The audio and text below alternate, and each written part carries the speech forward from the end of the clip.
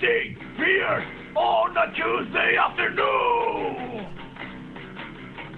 15 beers on a Tuesday afternoon.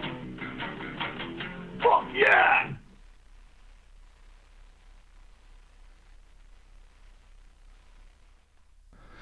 Hey, what's up, everybody? Welcome to episode 11. Sound loud? I feel like I test all the settings before the live stream, and then they're always different when I start doing. Oh, there, that's too quiet though. Some people have said on the podcast sites that the sound isn't high enough, so I'm not sure if I just have it in my headphones or up too much. I don't know. There we go. I think that's maybe sure. We'll go with that. Welcome to episode 11. I think we got a good one here. I'm a little worn out from a long 4th of July weekend. I don't know how everyone else is feeling, but this is like day 4 of too much boozing for me, so I don't think we're going to get anywhere close to 15 today. We'll see. We're going with the Labatt Blue Lights. Nice, refreshing. It's kind of fucking hot as shit down here. Yeah, we're talking to some people that are doing a lot of traveling. Samm Bones, I think, is going to be our first guest. And I think this is the first guest that I've never met in real life, so... She seems to be doing lots of interesting stuff, so we'll give her a call right now.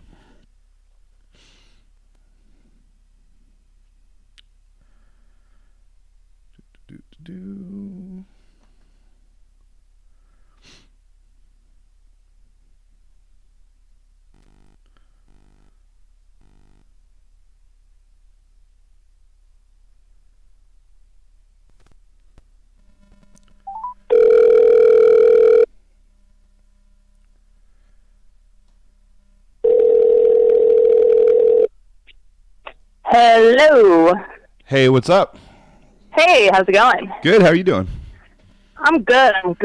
Enjoying the cloudy day of Portland weather right now. Oh yeah, is it getting super hot out there? Nah, it's like 60 and drizzly nice. as usual. Nice. New York's been like 90 for a month straight, pretty much.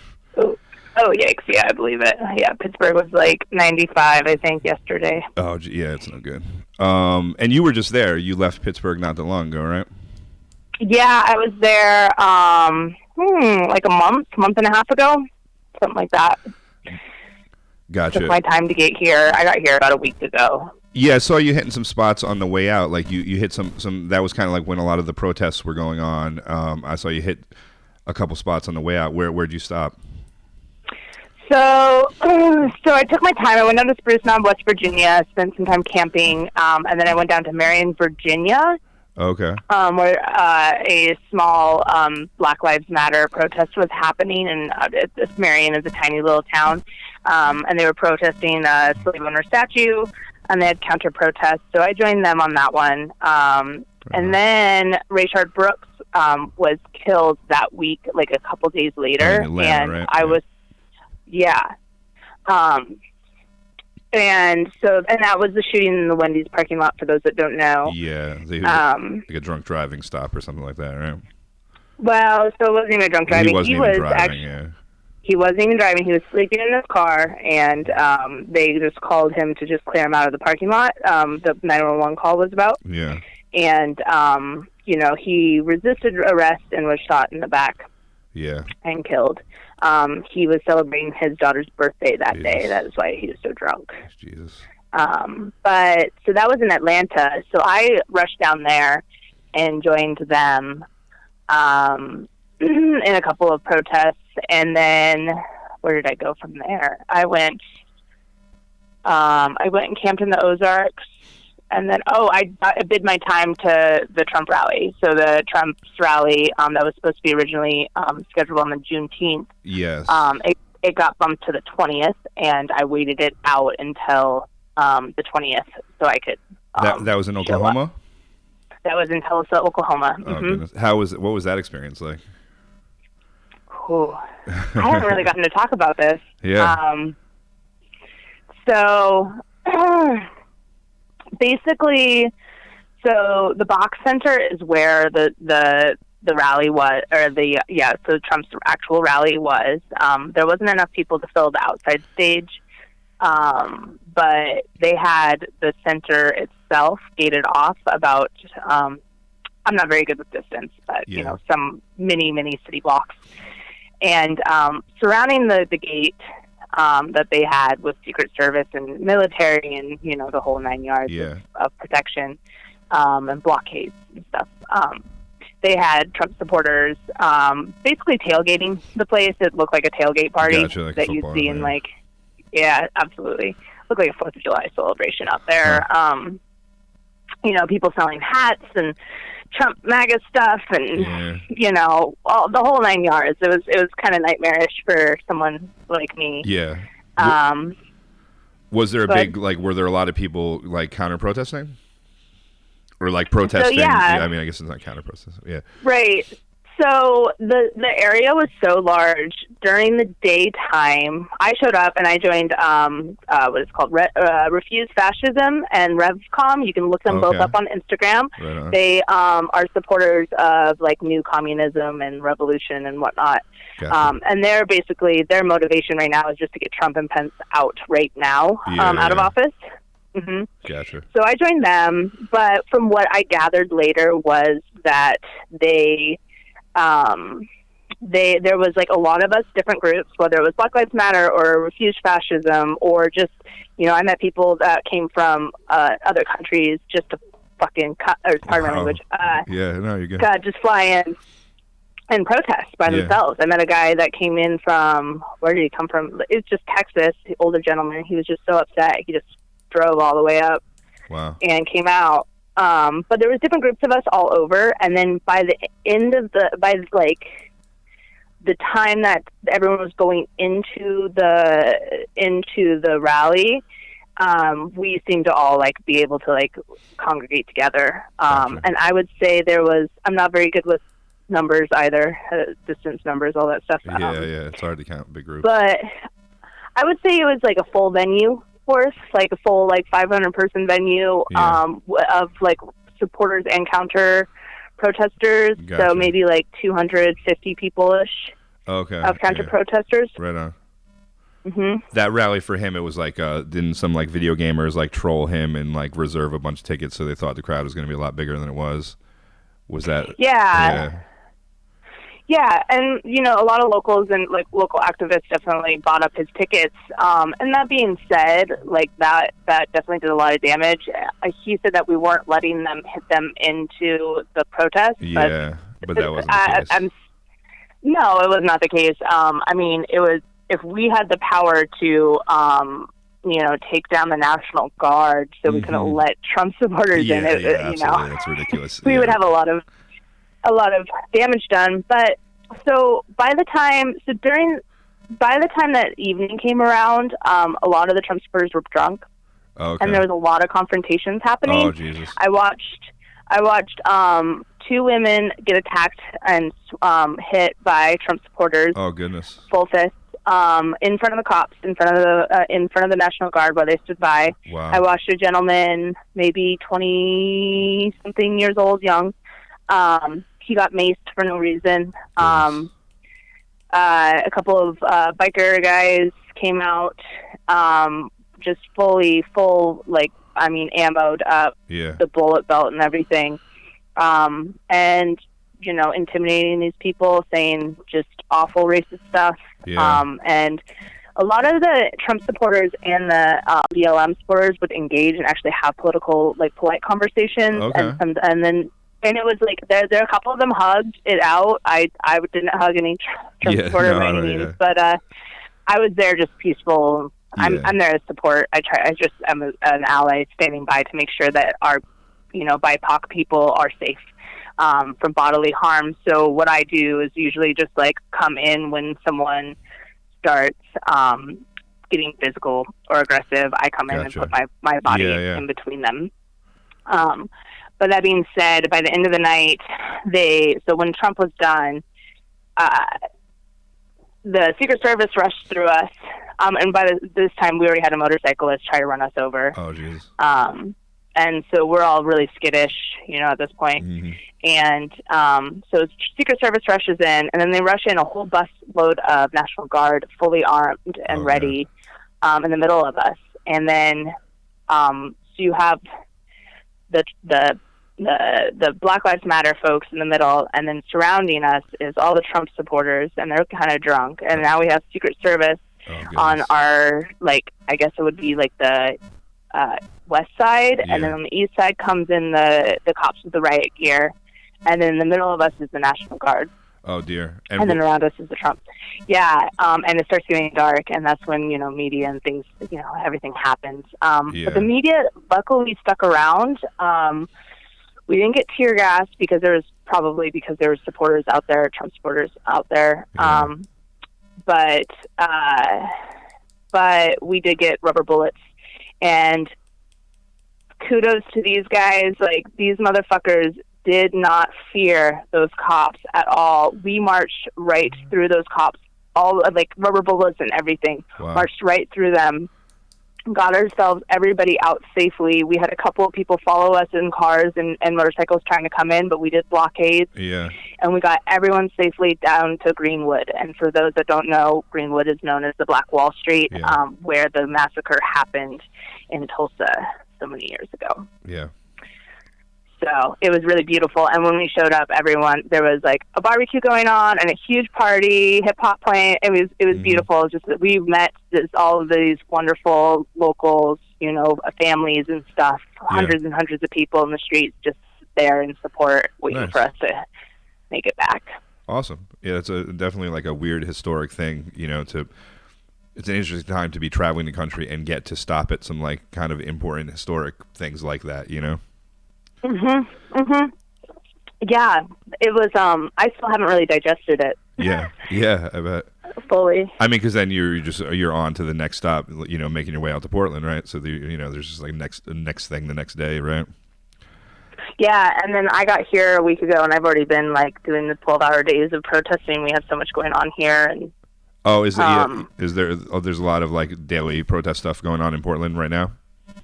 Yeah, it's actually the most organized that I've seen it, which makes sense. I was here for Occupy 10 years ago, and this is way more organized, thank God. But they have like a handful, more than a handful of different nonprofits that are putting on organized marches during the day, and then at night everyone meets at the Justice Center where things get pretty rowdy. I'm not going to say too much, but I definitely am still sick from some tear gas. Oh yeah, okay, right on. From the other night. But they've definitely declared almost every night a riot, and they've tear gassed. And the other day they popped the tires of the snack van. Actually, oh wow! Well, everyone was trying to get out. Yeah. There was a lot of fireworks and flags burning, and 4th of July really was pretty it was like crazy. A very chaotic time. Yeah. Yeah. What made you decide to leave Pittsburgh and head out to Portland? Oh, that's a good question. So I bought a house there in a year and a half ago. Yep. Mm-hmm. Okay. So I lived in a truck in the alley in Polish Hill area for a good while, saved up and got my house. Nice. And then I live on the outskirts in kind of an underprivileged neighborhood. We had a lot of crime, a lot of like a little bit of murder, a lot of looting, like just kind of crazy shit. Happened last summer, and it started. Everyone lost their jobs because of COVID, and so I could just feel it intuitively. Yeah. Getting just the tensions were rising. Gotcha. And I spent 2.5 months by myself in quarantine, and I just wanted to get out of there. And I am actually originally from Portland. Gotcha. So your family. And I wanted to be closer to my family. And they're getting older. My folks, more specifically, they're reaching almost 70. And I don't know. It's kind of scary to be like 1,500, 2,000 miles away from your family and everything you know. Right on. So are you staying with them now? I'm actually moving out as we speak. I took a break. I found a room to rent. Okay. And I'm just gonna play both. I have a renter in my other house, so I can just kind of play both. Nice. Places until COVID. I don't know. I don't. What the end is going to look like? Or I don't think anyone does. Yeah. It seems like with the mutation fall. And everything too. Yeah, the fall is probably going to be back to like how it was in April or whatever. It seems like. Yeah. Oh, I mean, we're like climbing the numbers where we're going to be 100,000 cases a day. Yeah. And like, I think how I got my house, I had to get a jobby job. Yeah. And my jobby job was I was a CNA in the cardiothoracic ICU. So we did a lot of lung and heart transplants, and I've seen a lot of intubated patients, and I've seen a lot of like overwhelmed. That unit more specifically is like the largest unit in the Pittsburgh Allegheny County area. Okay. Or basically all your COVID patients are going there, and they were already overwhelmed with an overflow room before any of COVID happened. Oh wow. And you don't even hear about that hospital because that hospital is like on a very like microcosm scale. Yeah. Compared to the rest of the world. So I can only imagine what actual overwhelmed unit looks like. Yeah, that's got to be scary. Mm-hmm. Yeah. How is Portland, like, is Oregon, are there a lot of new cases there? Is that like one of the states that's climbing, or have they been pretty good? Yeah, so they've been pretty good.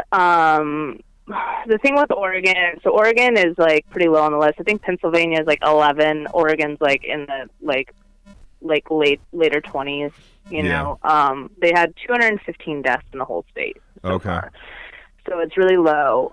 But they are having cases climbing. If you leave the Portland area, that's when like you kind of get out of like the progressive area. Yeah. And no one, like my first stop, I went camping right when I got to Oregon, and then the next morning I was like, I want a cup of coffee, you know? Yeah. So it's Oregon, you got to have a cup of coffee. So I go to Bend, and I get a cup of coffee, and I walk into this fucking place, and there's like, everyone's, you know, it's the your everyday white hipster coffee shop. Yeah. But there's like 30 people in there, there's no one social distancing, and not one motherfucker, including the employees, are wearing a mask. Yeah. Yeah, Jesus. So outside of Multnomah County, which is the Portland metro area, the cases are climbing, you know. Yeah. So Oregon's kind of weird too, right? Where like, you know, Portland is very progressive, but then when you get to like the outskirts, some like outskirt places, you get like that weird like kind of like militia thing going on almost, right? Oh yeah, that's like really, yeah, not a lot of folks know that. Yeah, you got like we have a lot of white supremacy in the hills out here. Yeah. Growing up out here was kind of wild because like I went to a predominantly like culturally diverse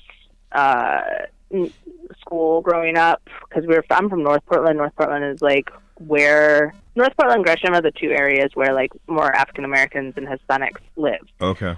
Lived before gentrification. Gotcha. But it was interesting growing up there, and like, you know, I'd be around that, and then I even had like long distance family that is like fucking extremely racist.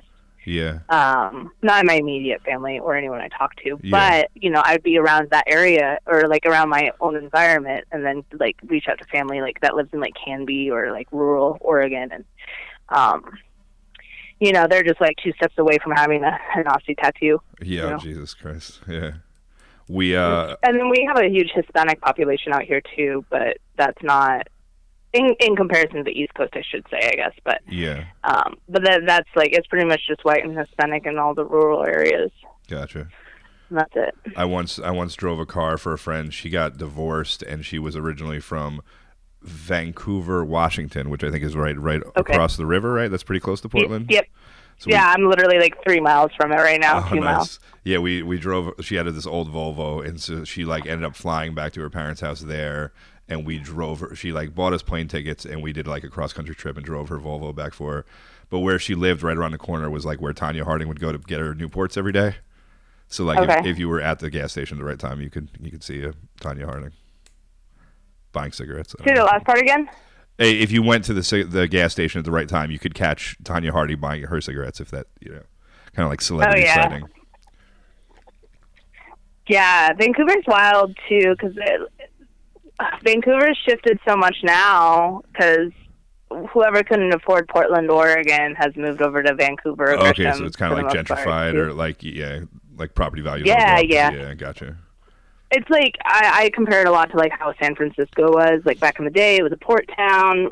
You know, my dad was like a shipyard worker. Most of our families were, you know, shipyard or lumber mill or whatever. Like it was a port town for imports and exports of industrial material. And then the tech industry came in like 2010-ish, and really gentrified it. They already had like some kind of influx coming in, but in 2010 it really just blew up, boom, where like my rent for a house went from $800 to $2,400. Jesus. Like like just one swoop, you know. Yep.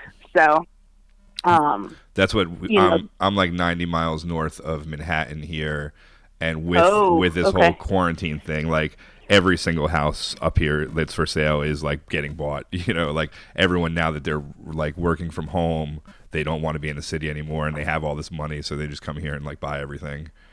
So how's that doing for your local economy?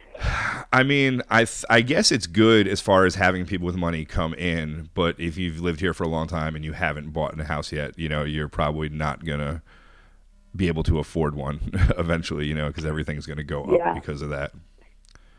Yeah, that's real. Yeah, I mean, so when I came out here, because I live not in the most sustainable place in Pittsburgh, I can keep the house, it's fine, and that's not gentrifying or selling anytime soon, so it can sit. But like, I was thinking like, oh, you know, the economy is going to crash, therefore the housing market will crash, therefore I can probably afford property. But I didn't really, everyone has the same mindset as I do right now.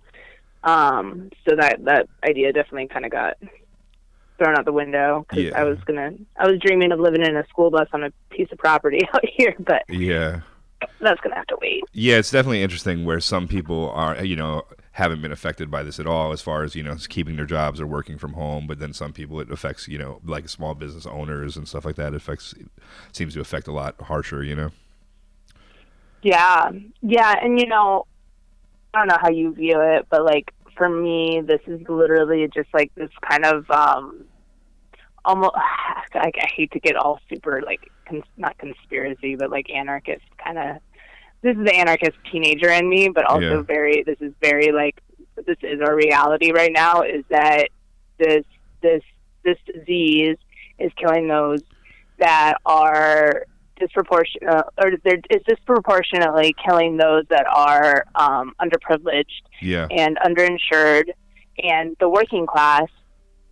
But we're expendable, you know, and our minorities too. But like, we're expendable, and now everything that's tech, like everything's going to this tech industry, where is predominantly ran by the 1%. And when you have like more and more people unemployed and dying off, you're going to create more crime, and criminals, quote unquote, to survive, which is going to endorse more policing, which is literally just making more of a police state conducive for an environment for the 1% to make more money. Yeah, absolutely. And like, I think COVID is really tied in with, you know, I mean, like the way that we aren't offered free, like I had to drive 45 minutes to go get a COVID test the other day. Oh, wow. And that's in Portland, Oregon. We're really progressive out here. Absolutely. I don't even know what it is in Pittsburgh, but I know at one point I was doing runs. I was like delivering food to underprivileged families. But the food bank, because the food bank was 45 minutes away, not reachable by bus. Oh, wow. The only one for the whole metro area. Yeah. So I just kind of think that this whole, everything that's going on right now is benefiting in the long run the 1%, where, you know, and people, that's why I think like protesting and revolution is so important right now, because if we don't wake up, we're going to be less than wage slaves at the end of it, you know? Yeah, absolutely. I mean, well, that's the scary idea just with technology, like, you know, self-driving cars. Imagine, you know, truck drivers losing jobs. Like how big of a population of the employed, you know, people employed is that, you know, that's so many, it's hundreds of thousands of jobs that like will eventually most likely be replaceable at some point. Like, what do those people do? You know, like what replaces that? Like as what do you say? Oh no, go ahead. Sorry. I just said as technology is going to definitely take jobs away, or make, you know, a lot of lower skill jobs are just not going to be necessary anymore, but there's still going to be people that need to work somewhere, you know? Right. Well, and that's the thing. I was just, you know, if you watch enough National Geographic, there's like all these numbers, and like I said, I'm not good with numbers, don't quote me, but it's like something like 72% of jobs in 50 years can be replaced by robots, no problem. Like that's just not, that's not that's happening. That's already in the works, you know. And those jobs are our jobs. Those are our service industry. That's our cashiers. Those are our baggers, you know. Those are even our surgeons to that point, you know. That's crazy. We already have robot surgeons, which just creeps me the fuck out.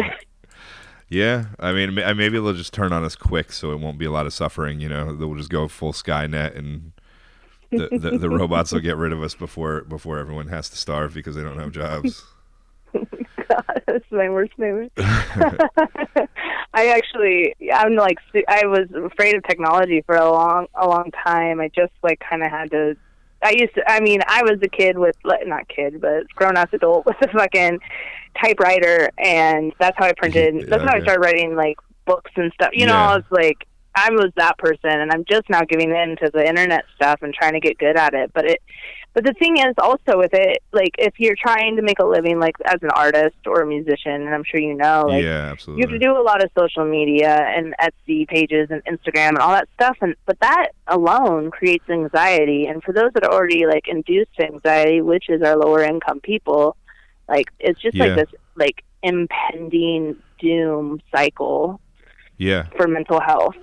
Absolutely. And physical health. And you're doing a bunch of stuff now. You're doing music, and you're doing like your homeopathic, like tinctures. Is that correct? Homeopathic is a different form. I do herbal medicine. Gotcha. Yeah. Okay. But yeah, along the natural medicine side, yeah. Yeah. So you probably have to run a bunch of Instagram pages for all the different aspects, or do you have like one umbrella thing that like you post about everything in? Yeah.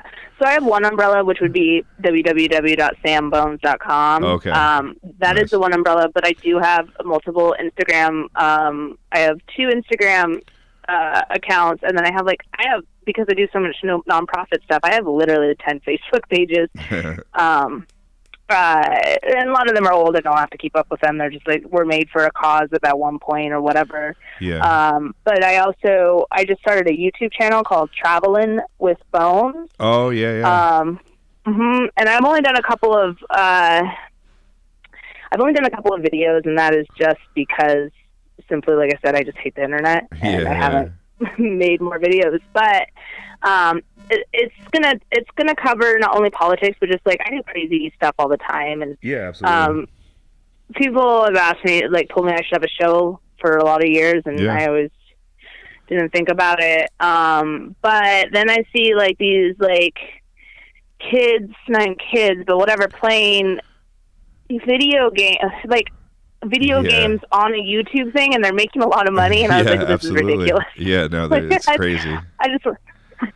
So I'm not all about the tech stuff, or I don't want to be like this, like, I think they call them like influencers or whatever, but it'd be cool to like make mortgage and a couple of bucks if I can doing what I do. And I think especially like with things like the quarantine and the lockdown, like people are just looking for content. You know, people just want to like binge watch stuff, or they need stuff to do. And if the fall does get worse again, you're going to have everyone at home again, I think, looking for stuff. So it seems like a good time to create, stuff for people to watch. Thanks. Yeah. And also, like, what I wanted to entail was I want to show, like, I do not, like, a lot of people, I have the impression that people think that I was promoting by traveling, that I don't promote social distancing. And I want to actually use this platform right now to like let folks know that is not the case. Everywhere I went, I was wearing gloves and I was wearing a mask. I literally hand sanitized every little thing that even came in or out of my car. And I camped for the majority away from people the whole time, staying away from the public as much as I could, getting groceries the same as I would at home, like a week at a time. Ice was a little trouble. I did have trouble getting ice. I had to have to get that at the gas station. But that being said, I did also want to show folks that the world, like, how it's working right now. Yeah. Like, the world is very different. Like, I've never traveled during a pandemic, and, that was a learning experience, and I kind of want to show folks, like, what is going on outside of their 4 walls. Yeah. That's great. So did you do episodes, like, when you were in Tulsa? Like, did you film an episode then? So I did. I have not posted it because I haven't figured out how to blur people's faces, and I don't want to incriminate anyone.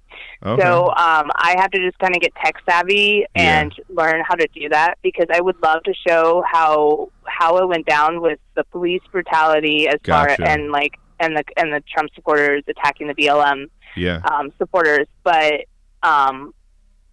it's really caught. I have to be very careful on who, especially with smart. Trump being, trying to have all these charges against these federal charges of terrorism and nonsense going out. Yeah, I think a girl from Catskill, which is pretty close to here in the city, threw a Molotov cocktail at a police car that caught on fire. I don't even think it caught on fire, but there were 4 police officers in it, and they charged her with, I believe, 4 counts of attempted murder. And they didn't even start. It didn't even start a fire, So it's I don't know. Right. So I think I have a friend that knows that person. It's a small anarchist community here, but and that's the thing. And then there's all this hearsay, and when you have just a picture, someone sent me a picture of my face. It looked like my face wanted by the government. Oh goodness! And they're like, "Hey, is this you?" And I was like, "No, that's got to be. This isn't me." But holy shit, But the way that the administration is going, they could very well just say that's me. Yeah. That's just it's just whatever they want. It would be hard for you to prove that it wasn't. I'm sure. I can see they. Yeah. Right, and so and there's this fine balance of journalism, right? There's this fine balance of with this kind of subjects of you don't want to incriminate them, but you also want to show what is really happening in the streets. I've seen some insane stuff that I can't even talk about right now because I'm not sure how this could be if this could be taken to court. And put attested to somebody. It's against me or others. Yeah, absolutely. It's crazy time to be alive. It is. What'd you say? How are things where you're at as far as quarantine goes? We're in upstate New York. Everyone seems to have this idea that's New Yorker people here are just smarter, so it's going to be fine. I think people are going out more, and restaurants are starting to open. And you'll go to the gas station, and you'll see 3 or 4 people without masks on. You'll see people with the nose out. So it's everyone says oh, everyone here is just being more careful, but I don't know, at least visually that's not what I see. So I think that things it seems like things are going to get bad again. Yeah, very easily. Especially now that it's been proven it's airborne. Exactly. I started delivering for this bar restaurant, The Anchor, once this happened, and they stopped doing dine-in stuff. And the woman, Brandy, that runs it is kind of thinking ahead a little bit. Even when restaurants have opened, we're still just doing takeout and delivery, and she's going to maybe wait another week or 2 and see if everything opening has any impact, and then decide whether or not to open, rather than just jumping on it as soon as they were able to. She's kind of taking the cautious approach. Yeah, it's nice with that, you get people calling 20 times a day asking for seating. It shocks me that people are so eager to eat out, so quickly. Seems crazy to me. I don't know. Oh, I know, the bars are full of fucking hipster fucks out here, and I'm I almost yell. I'm at my folks' house right now, and this sister was letting their kid in my parents' yard, which is fine, but none of them were wearing masks, and I just wanted to be hey, if you're gonna come onto my family's property when they're at risk, can you fucking not? Yeah, can you just wear a mask, please? It's just, I don't know. Everyone thinks they're the exception, and exactly. And I've been guilty of thinking I'm the exception before, but this is a global pandemic. No one is the exception anywhere. Yeah. So we'll see. I mean, I think that this 4th of July weekend everywhere, we'll see 2 weeks, 3 weeks, how that impacts everything. I expect it to not be so good, but hopefully I'm wrong. Yeah. I hope you're wrong too. Yeah. Definitely keep us all in the loop on that. Yeah. Good to know how things are, doing, so we can have model. Exactly. Examples, So have you been doing a lot of live streams? I saw you were doing one alongside. Was that a river or a lake? What was that? The live stream? Yeah, that was the Willamette River. That's where us kids used to party. I think you mentioned having a fight off junkies to drink 40s there. Yeah, that was kind of our childhood. Was like that's the rubble of the shipyards. But yeah, so no, I actually have not been doing live streams because I've had so much political posts that I didn't Gotcha. want people to send me money because of the politics. Because I want people to invest in our BIPOC community, Yeah, okay. Black, Indigenous, people Yep. of color. But I have bills too, so Yeah, I yeah. did do that live stream the other day. And I'm probably going to start doing more because, finances are about to get pretty tight, and especially if I'm going to be renting a room out here to be close to my family. But I definitely have tinctures for sale. I have a mini apothecary with me. It's a little limited, but I have probably 35 products that I can haul out right now. Nice. And that's all I'm on gonna start making some art and stuff. SammBones.com is the best way to go about that stuff. Yep, and if I have, so it's sammbones.com, and if I have any kind of art for sale or anything, I will post that up there too. So that's just a really great umbrella platform to check out any of my stuff, whether it's writing, art, whatever. How'd you get into the tincture stuff? What led you down that path? Yeah. So, I guess alcoholism, really. Okay. I'm 4.5 months sober right now. Yeah, I saw it the other day. That's great. Congratulations. Thanks. Yeah. I've done sobriety before, but I've never done it for myself. So this is the first time I've done it for myself. Okay. But that being said, so I was living in New Orleans, and it's a hard town to be doing sober the New Orleans thing. Yeah. Yeah, and I've been sober in that town before. I was actually a bartender on Bourbon sober there, and it was I had kiddos taken care of, so that really helped a lot. Yeah. I'd rather just go home and hang out with them than go to the bar. But anyways, I'm digressing. So I guess really what led to it was I was trying to deal with my anxiety because I actually had kiddos and people around me that loved me.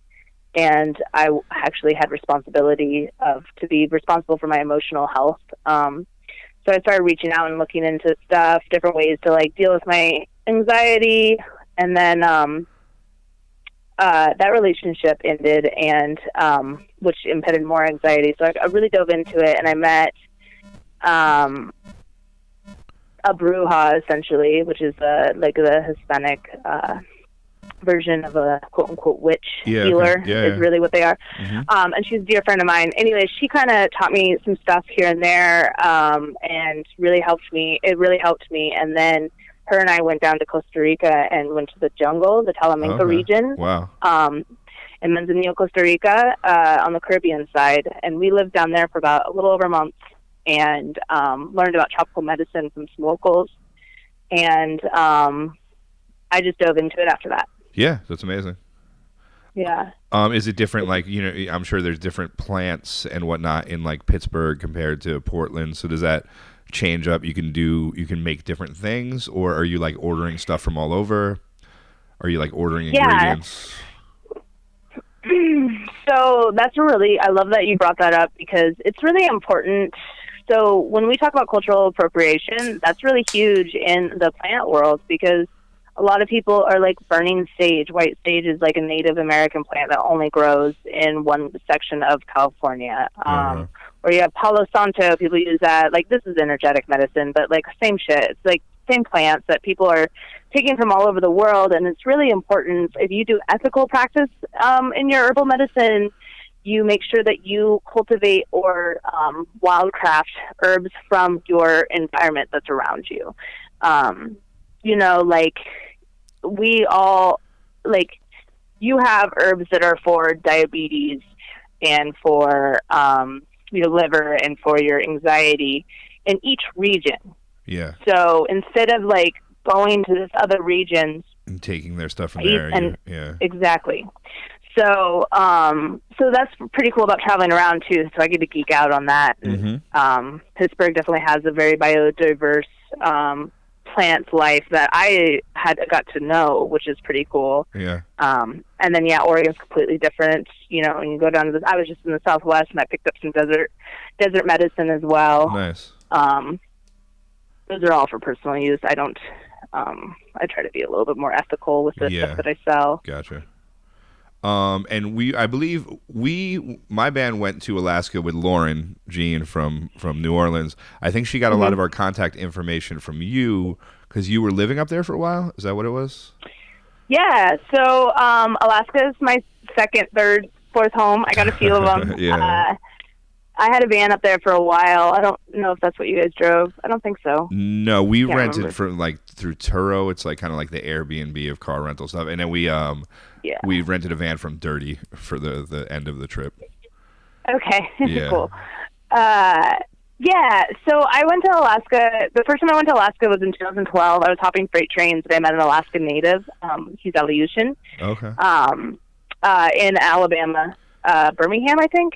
Okay. And we just hopped trains, and then eventually got Dirty actually gave us a car in Portland when we eventually made it up there. He gave us a car. I can't believe they let it through the border. It's like I'm fucking like I don't know if there was anything legal about that car at all. Yeah. Well, that's what we went to get his oil changed on his thing. We brought it to Walmart in I think Fairbanks, and he's like, "Oh, the van's fine." Blah blah blah. The guy is underneath, and they start dumping oil into it to like refill it, and the oil thing's not hooked to the engine, so the guy underneath is just getting the oil poured on him. They had to like reattach the oil part into the car. Like, yeah, I don't know, it was a fiasco. Like, we're calling him, we're like, your van is not fine, but it all worked out. Everything worked out fine, but. That's Alaskans. Yeah. Those motherfuckers. I've literally like helped like weld two cars together pretty much. I mean, I'm not really exaggerating just to like get one to work. Yeah. I've seen like Boots operation and some of the stuff he drives. I went on a beer run in his that porta potty truck. it's like a flatbed that was like used to be used for hauling porta potties. Yeah, that was. Like in New York, you would get pulled over for thinking about driving that thing in New York, but Alaska, you can just cruise around in it. Yeah, he actually is the one that taught me a lot. Most of what I do, what I know on cars mechanically. He's like, yeah, you can have a car. I got like this car, and there's parts. There's other junk cars around. You can just piece them together, and I got everything together. Asking him questions. I spent like a couple months out on the property, or I think it was a couple months. It was a while. And then I couldn't find a back windshield. And he was like, that's all right. And then him and Donnie just like cut off the back and turned it into a truck. All right. Put plywood on it. Called it good. Go. Yeah. Yeah, it's amazing up there. I definitely have wanted to go back ever since the 3 weeks that we were there a couple years ago. Oh, you got to go. You got to go. That's family. Yeah. Once you meet those folks, that's family. That's how Alaskans are. That's how we roll, Yeah, it's awesome up there. Where were you living up there? Well, the first year we lived in Talkeetna in a van, and then I went back up by myself. That relationship ended, and I went up there in 2014. And I lived in Denali, and then I lived in Seward for a little while. This is like over the years. I lived in Fairbanks. Nice. I lived in Anchorage. Mostly van living. Lived on Boots property for a while. Nice. Everyone's really nomadic, even if you're from Alaska. Yeah. And like, if you're from Fairbanks, you've probably lived in like 4 different towns around Alaska. Yeah, absolutely. It's just kind of part of that culture. Or a lot of people just live in RVs and vans, as you probably saw, and like just kind of bounce to whatever jobs around. Well, that's what I'm pretty sure Johnny Longs, while we were there, was like hitchhiking from Fairbanks to Anchorage for band practice. Which is like that's not that's a what like 8-hour drive, like that's not an insignificant Yeah, and that's part of the culture too. And like Donnie, who I'm sure you met, who for those that are listening is just like a good old local. He's from I think Palmer, or no, not Palmer. You're talking about Donnie Wiggins, the mandolin player. Donnie Wiggins. Yes. Yep. Yep. Mm-hmm. Love Donnie Wiggins. Yep. And he said it really well one day. I was like, man, fucking Alaskans are they're so friendly and like.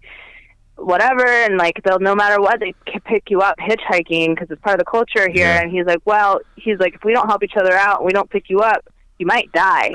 Yeah, it's not. Yeah, and that's how it is, you know. So, and that's just like created this like very communal way of living up there. Yeah, it's definitely interesting. It kind of reminds me of like what I think the mainland must have been like what I imagine the mainland was like in the 70s or something. You know, it's like Totally. everything is like a little bit seems simpler in a good way, you know. Well, and that's why I keep going back, is because we have such a good community up there, and yeah, it's just like, it's kind of the old ways. Like, I don't pick up my phone. I will like lose my phone for days at a time up there. Like, it's just so wonderful, but it's also really hard in the winter. Yeah, I can imagine that. That's got to be brutal. Yeah, and, you know, all the friends that we know and love, you know, it takes their toll on them. It takes the toll on some of the, like, the brightest lights that I've seen, that I've known, you know, and it burns them out, you know. Yeah. Real quick. It seems like a lot of, I think it seems like some of the better pickers I've ever seen are up there, and it's like, you know, because you spend 5 months inside just playing guitar, you know, so you get some savage instrumentalists. Right. And like when I first went up there, that's when the bluegrass scene was really popping. Like, it was there was a lot of money in music right then up there. It's kind of petered out, but it used to go up there and make like thousands and wow.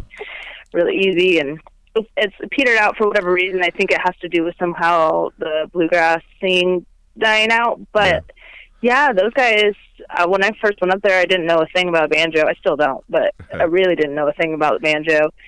And they're like, "You can play it?" I'm like, "Sure." And I hop in a circle, and they just like bluegrass me out of that freaking mountain. You know? That's funny. Right on. Do you have any plans to get back up there anytime soon? Well, now that I'm on the West Coast, it's a lot easier. So, you know, I was actually thinking about hopping up there and maybe getting a couple of weeks worth of work just to say hi and see my people. I literally make it up there at least once a year for the last almost decade. And from Portland, what would you do? Would you take a plane, or what's the best way to get there from Portland? I've done the drive. I've done the drive a few times. I guess it really depends on like cost effective. Like, I would love to do the drive, and because gas is so cheap right now, and do a lot of camping, because I've done it in a week, and I've done it in 3 days. Oh wow. And I've done it in 4 days, but I've never really taken my time by myself to camp, so I would love to do that. I feel like there's that pro and con thing, you know, and I also am like, with the virus, I would have to make sure everything's outside, as far as work goes too. So there's a lot of things to weigh out on that. I don't know. I definitely don't feel like plane travel is conducive to like stopping the spread of the virus. Yeah, absolutely. The guy I live with had to go out to Nevada to like help his mom out of like a hospital situation, and he flew, I think it was like mid-March or something like that. It was like when everything was like super crazy, and it was like, you know, 2 or 3 people on the plane. It was like really madness, you know. So I guess it was kind of safe then, just because there was nobody there, you know.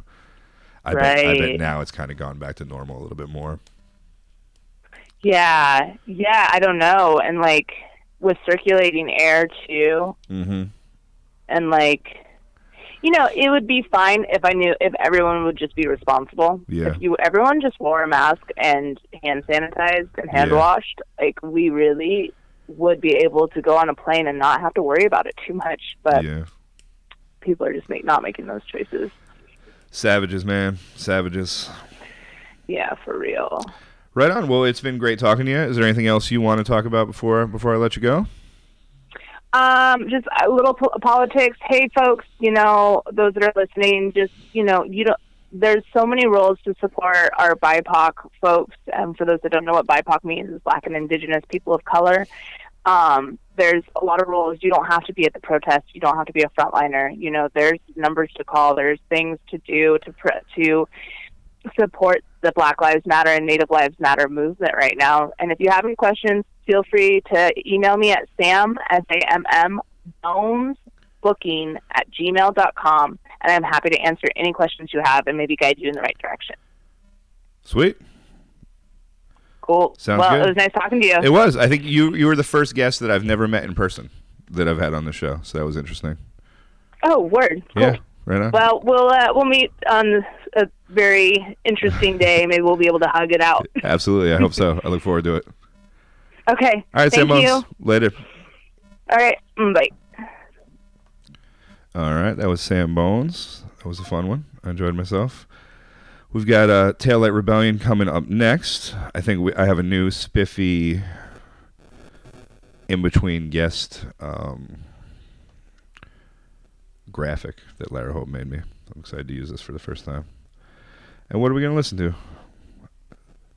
It's like I don't really have to pee yet, but I feel like I should just... this is what we're going to listen to. All right, we're going to listen to a Taillight Rebellion song, and then we're going to give them a call. I'll be right back. I did.